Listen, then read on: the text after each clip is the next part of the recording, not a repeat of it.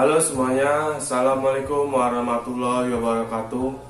Ya, kami dari kelompok 6 ingin mempresentasikan hasil diskusi kelompok kami yang berjudul Manajemen Bimbingan Konseling Pengelolaan Layanan Informasi.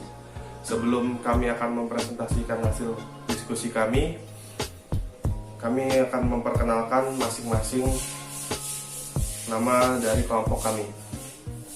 Yang pertama ada Kanina, kedua Nika Nadila, ketiga Ria Lewansari, yang keempat saya sendiri, yang kelima Vivi Maisaroh, dan yang terakhir Wanda Ayu.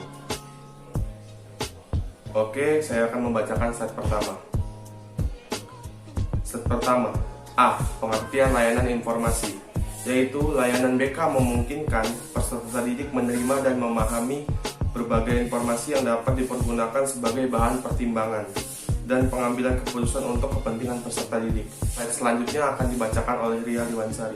Baik, selanjutnya ada B.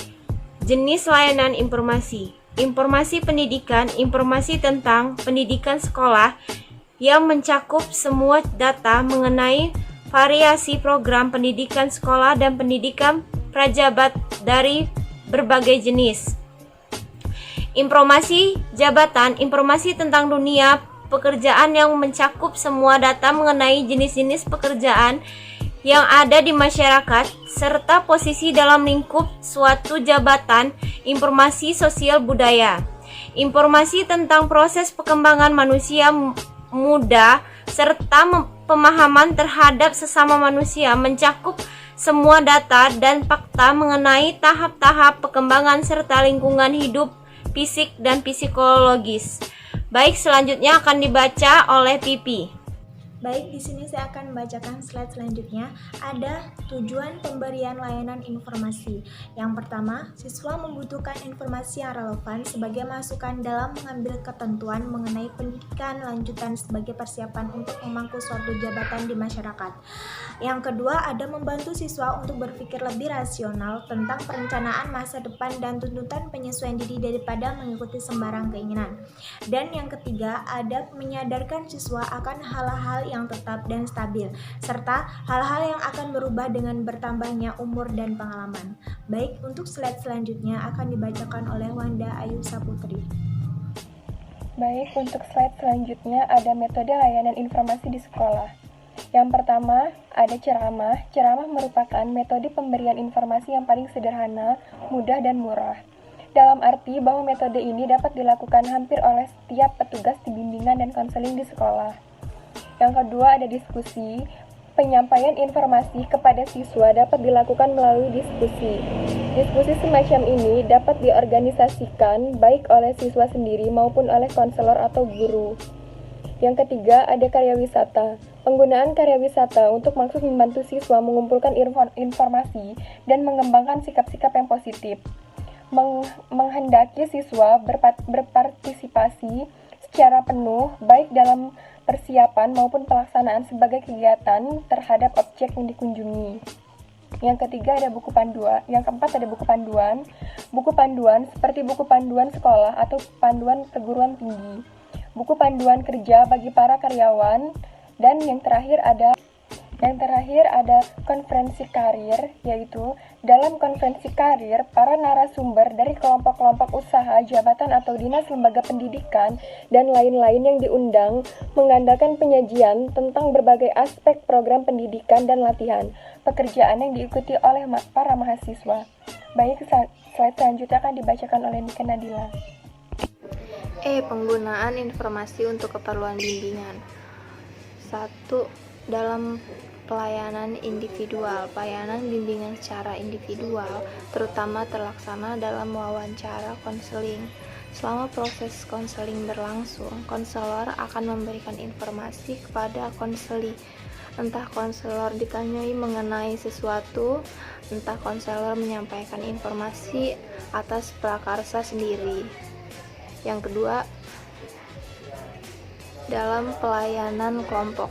Data dan fakta tentang dunia pekerjaan, dunia pendidikan, serta proses pengembangan orang muda juga kerap diinformasikan kepada kelompok siswa. Misalnya satuan kelas, dalam rangka bimbingan kelompok. Pemberian informasi secara kelompok dapat membantu siswa-siswi dalam perencanaan masa depan, antara lain karena interaksi antar anggota kelompok membuka pikiran mereka terhadap hal-hal yang belum disadari sebelumnya. Yang ketiga, laboratorium bimbingan karir. Suatu sarana baru untuk memberikan layanan bimbingan karir yang dikembangkan di Amerika Serikat sejak 20 tahun yang lalu adalah laboratorium bimbingan karir. Laboratorium bimbingan karir adalah pusat kegiatan bimbingan karir yang melayani siswa-siswi yang membutuhkan bantuan dalam merencanakan masa depannya setelah tamat sekolah menengah, termasuk di dalam informasi karir. Contoh pelayanan individu adalah wawancara konseling. Terus yang kedua, pelayanan kelompok, contohnya satuan kelas dalam rangka. Yang ketiga, pelayanan laboratorium bimbingan konseling, contohnya informasi karir. Selanjutnya akan dibacakan oleh Kanin. F. Kegiatan pendukung layanan informasi. Pertama, aplikasi instrumen himpunan data. Instrumen untuk layanan informasi bisa disusun sendiri oleh pembimbing atau memanfaatkan instrumen yang telah ada. Data hasil aplikasi instrumen yang telah ada termasuk data yang tercantum dalam himpunan data. Kedua, konferensi kasus. Konferensi kasus dihadiri oleh stakeholder sekolah dan madrasah seperti kepala sekolah, wakilnya, pembimbing, guru, wali kelas, orang tua, tokoh masyarakat, dan pihak-pihak lain yang terkait. Melalui konferensi kasus dapat dibicarakan sebagai aspek penyelenggaraan informasi. Ketiga, kunjungan rumah. Kegiatan ini dilakukan untuk mengetahui pendapat orang tua dan kondisi kehidupan keluarga yang terkait dengan penguasaan informasi tertentu oleh anak atau anggota keluarga lainnya. Keempat, alih tugas kasus. Setelah mengikuti layanan informasi, masih ada di antara peserta yang ingin mendalami informasi tertentu atau mengaitkan secara kasus informasi yang telah diterimanya dengan permasalahan yang dialaminya. Untuk itu diperlukan upaya lebih lanjut. Keinginan tersebut dapat diupayakan pemenuhannya oleh konselor. Apabila keinginan yang dimaksud berada di luar kewenangan konselor, maka upaya alih tugas kasus perlu dilakukan pembimbing mengatur pelaksanaan alih tugas kasus tersebut bersama peserta yang menghendaki upaya tersebut. Terima kasih. Wassalamualaikum warahmatullahi wabarakatuh. Oke, demikianlah yang bisa kami sampaikan.